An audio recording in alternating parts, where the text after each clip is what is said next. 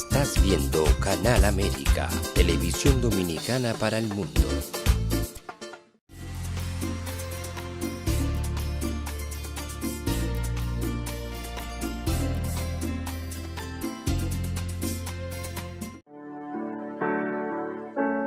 Sometimes life can be so damn hard. You don't know where to go. Everything keeps falling apart. Yeah. You try to do your best, but only God knows that you've given everything you've got. But the world takes you down. You just keep moving on. Let your fears. Welcome to A Time for Truth show.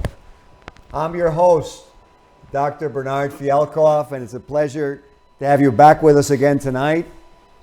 Tonight we have a very special show because it deals with life. And sometimes in life we get disaster, and unfortunately we get fatality, and we lose a loved one. And then we say to ourselves, why didn't I do this? Why didn't I think of that? And it's very difficult. It's very hard times. And so tonight we're going to elucidate, first of all, that you can really do something. Second of all, that how to prepare.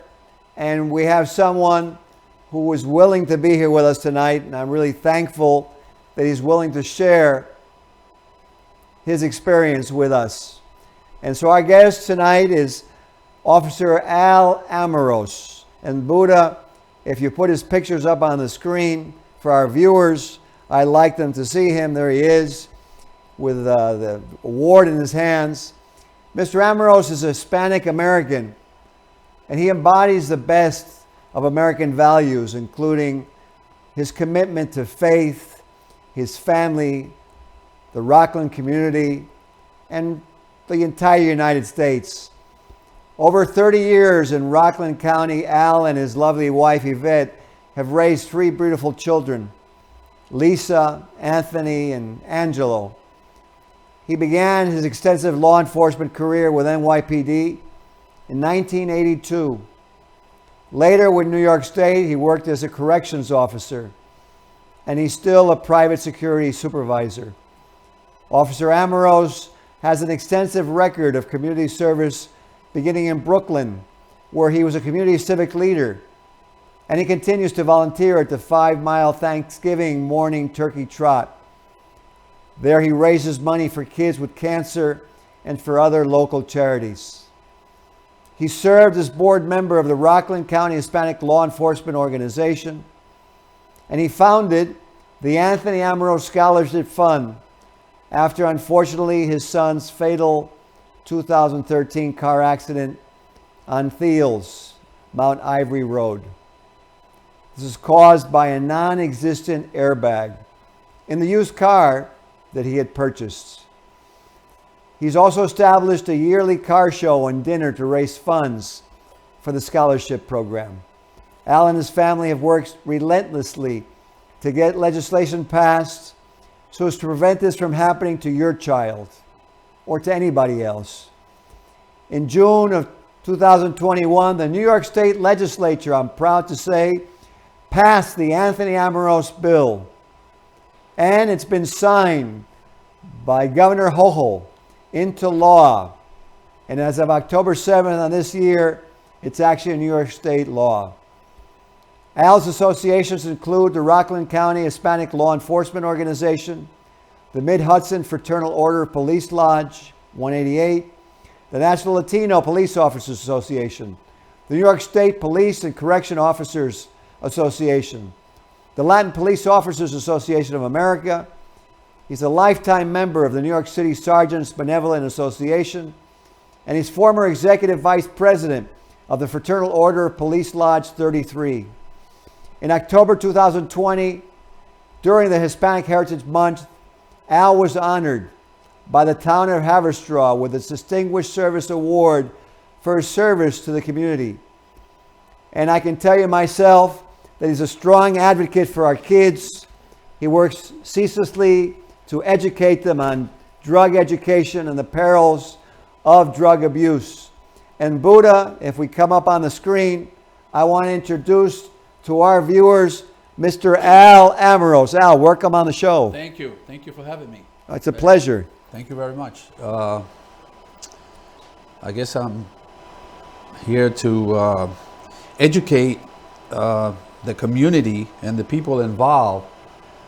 What we have is basically people that are not get educated, and what happens in a situation like that, when tragic strikes, we learned of that after the fact.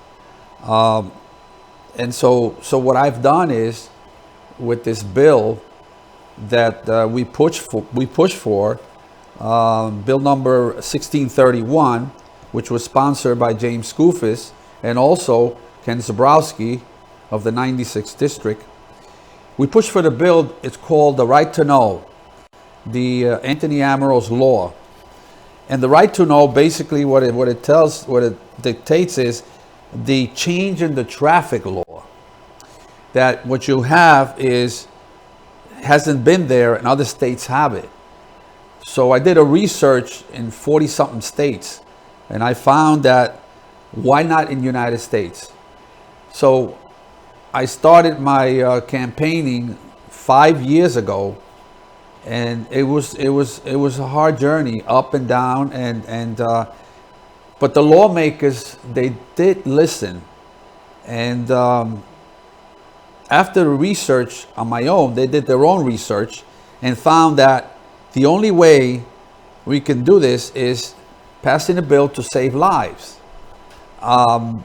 Just like anything else, if we don't educate people, you keep going on day in and day out, and people will either die of accidents or drug overdose. So you have to educate them. And one of my issues here is, when I took this battle out to the front lines, like they say, you have to do your research, which I did, and presented the facts. And the facts which I have presented to Dr. Ben Fiasco and right in front of me is that people are dying while there wasn't a law like this. So this law was save lives and bring awareness to the used car dealers. It's an issue where it's not that you buy something as is. No, you have to disclose this particular vehicle, okay? And it would put a stop to the community, to the people purchasing the vehicles. Al, I was going to say something because it makes a lot of sense. Yes, sir. I mean, that I work as a periodontal surgeon. And one of the things that I always get a little upset about is a patient comes in to see me and they've had something done and didn't work out for them. And I ask them, well, did you know that when you did this, that this was a risk and that you may be just throwing your money away? Luckily, it's not their life. And they say to me, no, I didn't know that. I wasn't informed. So I think that what you're bringing out is very important, and I wanted to actually have you go over it with the viewers. Sure. Because I see, and you have some of these articles here about that vehicle buyers may be, uninformed when they're buying a vehicle. And so what I wanted to ask you is, there were no regulations at all regarding any of this beforehand? No, there were no regulations at all. If you walked into a car dealer, he would actually tell you, you're buying the vehicles as is. And so when you walked out, if you had a fatality, you couldn't go back and make any kind of claims or hold people accountable for the vehicle they purchased. So the bottom line is that this will bring awareness. And in this particular article that you brought up, okay, this is a case in point and a fact that I did a research on it. The son had bought actually the vehicle for his mother. And this vehicle was resold several times, and it landed on his mother, which he bought it for a birthday gift. Well, She was involved in an accident and she didn't survive. She died. 50 years old. The son went back to the dealership, which is in Queens Boulevard in New York, one of the counties. And what they actually told them was that we sell the car as is. There is no law that we have to tell you that the airbag works or the airbag is non-functional. So here you're buying a vehicle basically as is. So with this law now, you have to disclose it, you have to give documentation, and you must inform the community or the person buying the vehicle that they have a working airbag and also is functional. Now, people would say, well, what happens if the vehicle comes out and after they had it for a year or 2 years? Okay, if they sell that vehicle must have a functional and operation airbag. You just can't pass it along. So this bill, it brings awareness to the public. You know how many times, and I got to say this, how many times, like you said, Dr. B, you walk into a place, you do something, and later on they'll tell you, well, I didn't know. I didn't know. So you didn't ask us that, you know, you should have asked us that. But how are you supposed to know? Right. So here's where the education comes in. You have to educate the public. You have to let them know. And then in addition to that, they will be held accountable. If something like this happens, you can't go back and say you bought it as is. That doesn't work anymore. And this bill, I got to mention this to the viewers. This bill takes effect 90 days after she signed it. 90 days, which means the beginning of the year, this will happen. Okay. And then again, it's you know, you start to look back. There is a lot of people in the community, all over, in all counties, in the state of New York, that are not made aware of things that are going on. You know, I have to throw this in because as we speak now, this bill is law, but there is something else, if you don't mind, Dr. No, Ben. go ahead. Yeah, go on. I have to point something out that I am working on something right now as we speak, because if I ask a question now, and I'm gonna say, and I'm looking for the article here.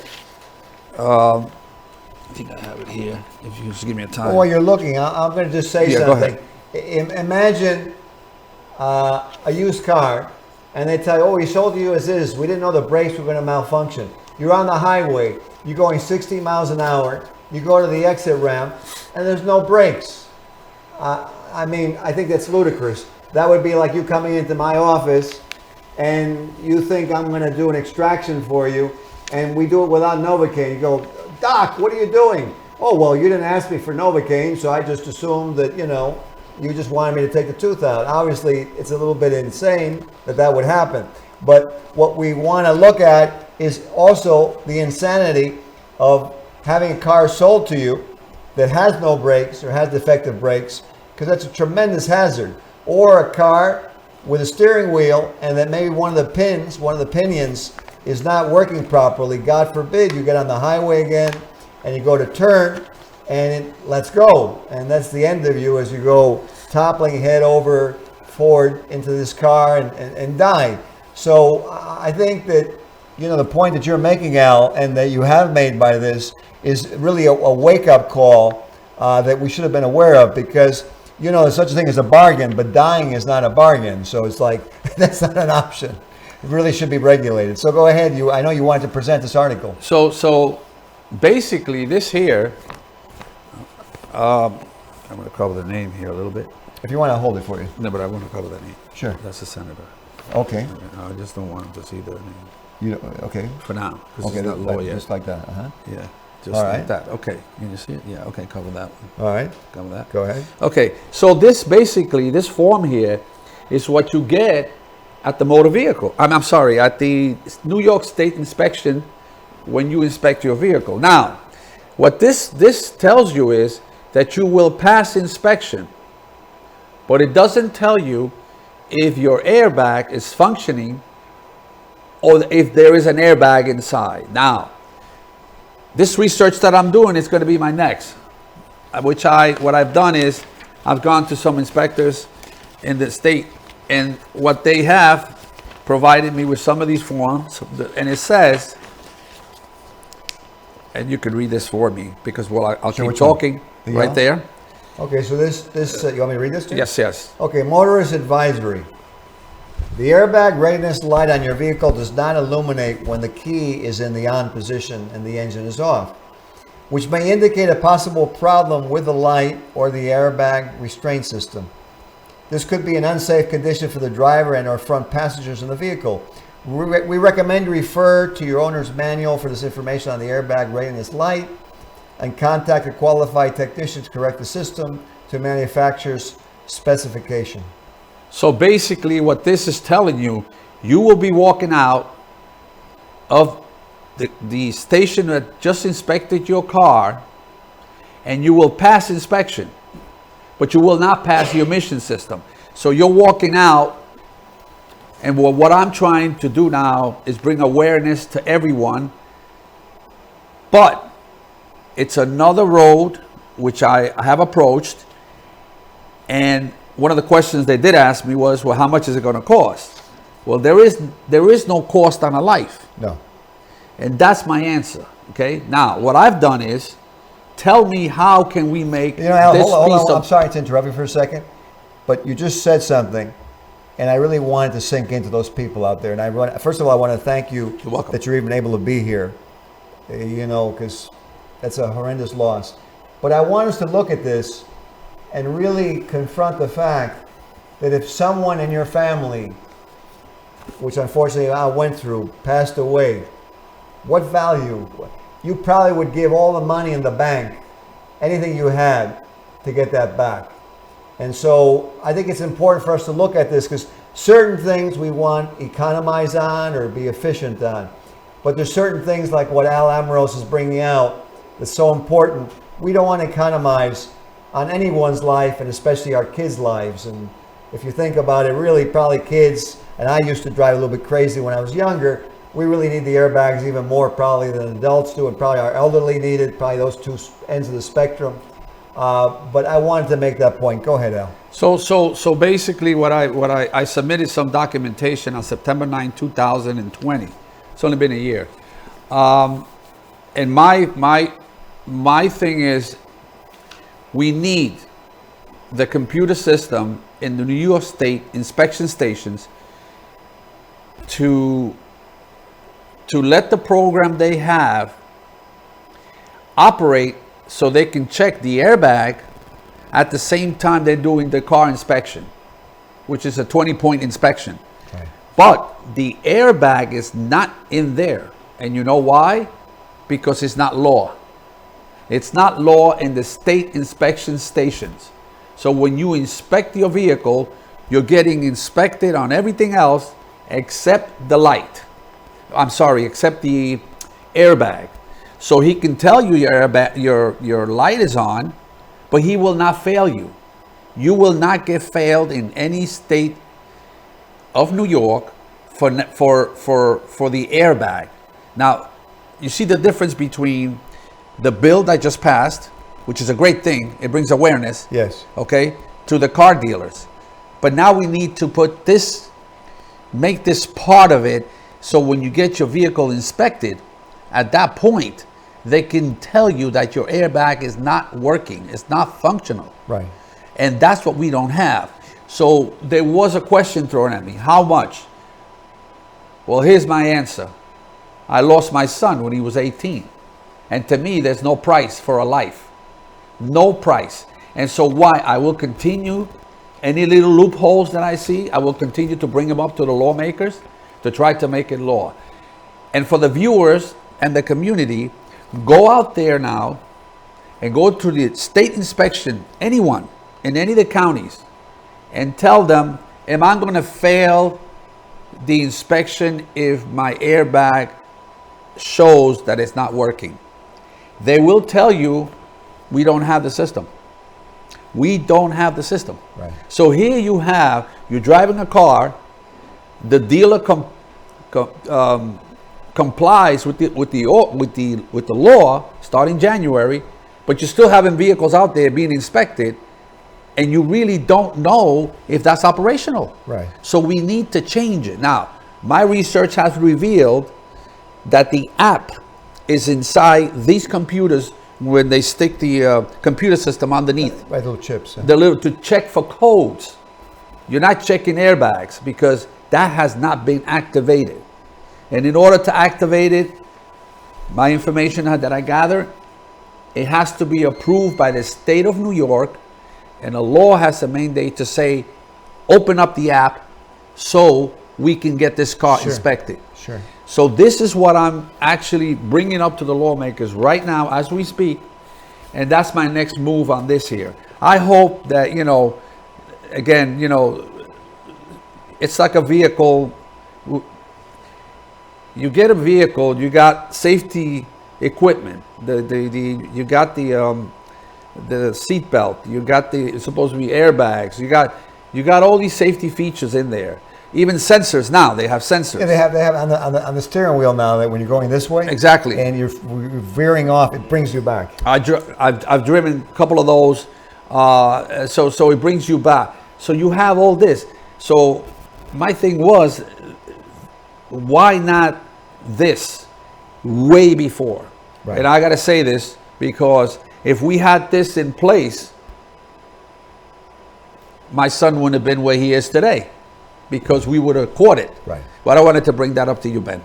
Yeah, it's very important. You know, I was going to tell the viewers, and I want to share with you, Al. In the dental profession, originally, is an analogy to what's going on here with the cars with the airbags. Is we prescribed codeine, and there wasn't really a restriction or control of that.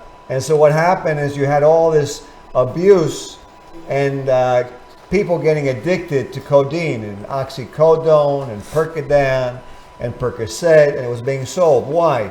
Because there was no regulation. And now we put in regulation. And as a profession, we've done that. It took time. We have to go to this site that the New York State Department of Health has. It's called a prescription management program. And we check, we make sure the person is not abusing drugs if we're going to prescribe. And it's very controlled. That took time, that took money. We had to change a lot of systems in dentistry, but we did it. Why did we do it? Because we realized lives were involved. So I think what Mr. Amoros is doing for us, really, I urge our politicians to take a look, is if it was their kid, if it was their daughter, their son, or someone they know, how are they going to feel? Let's economize on what's important, but let's not economize on our kids' lives when they're in cars. Remember back when you were a teenager, and the fact that we all love to explore. So you know what? I really appreciate you're here. I know you research. We're getting near the end of the program. We still have a little more time. What did you find in the different states regarding this situation? Well, I found like in some of the states that I actually, not researchers, I actually made phone calls and spoke to some of them out in these states. But if you take several states, that, for instance, it's a crime in California to sell or use a non-functional airbag or disable the airbag indicator. It carries a fine and jail time. This is in California we're talking about, and also in other states. I'm trying to bring the most harsh ones. For instance, it's illegal to, I'm trying to bring one here that's tampering. Here's another thing. We do a lot here in Iowa. It's illegal to tamper with the indicator light or install anything that would keep the airbag from working. We have that a lot here in the state of New York. They tamper, they take it out. So that's in Iowa state. Okay, in Connecticut here. Yes, go ahead. In Connecticut, you have to have a working airbag to pass inspection before you can register the car. Interesting. And now we go back to, I'm going to bring this out, Connecticut, for instance. You have to pass inspection. In the state of New York, you don't do that. That's the point where I bring this here into play, this form here. Because, like Dr. Ben just read, You don't have to. You will pass inspection. In that state, you will not.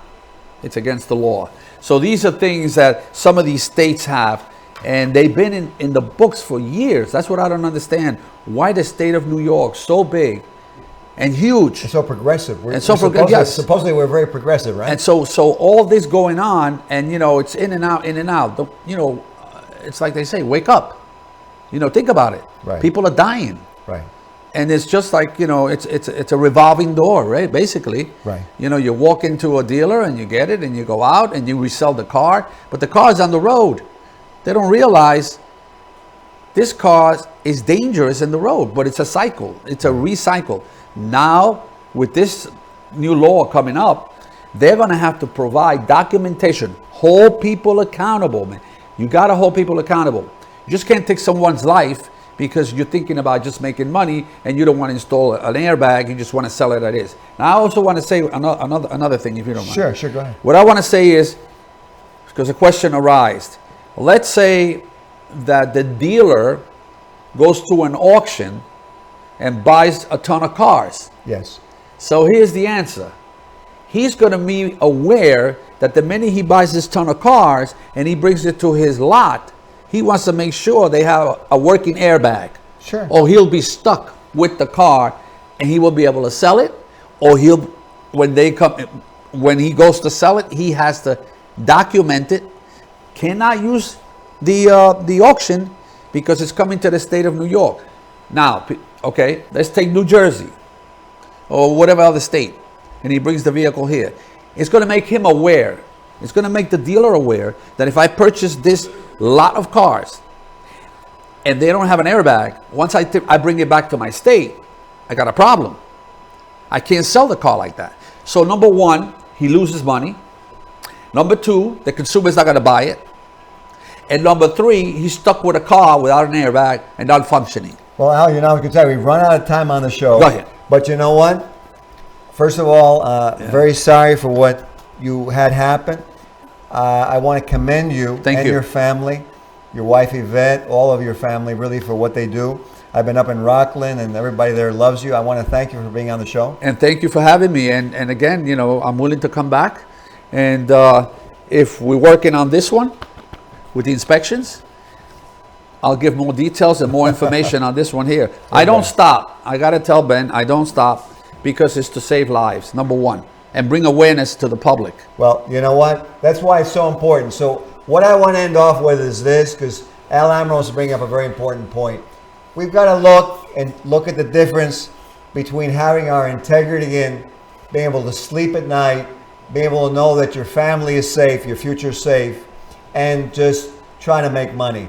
When money involves killing people, I think there's something wrong, and we need to wake up America. So thank you for tuning in, and we will see you on the next episode of A Time for Truth show. Sometimes life can be so damn hard. You don't know where to go. Everything keeps falling apart. Yeah. You try to do your best, but only God knows that you've given everything you've got. But the world takes you down. You just keep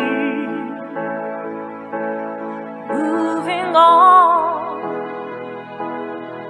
Let your feet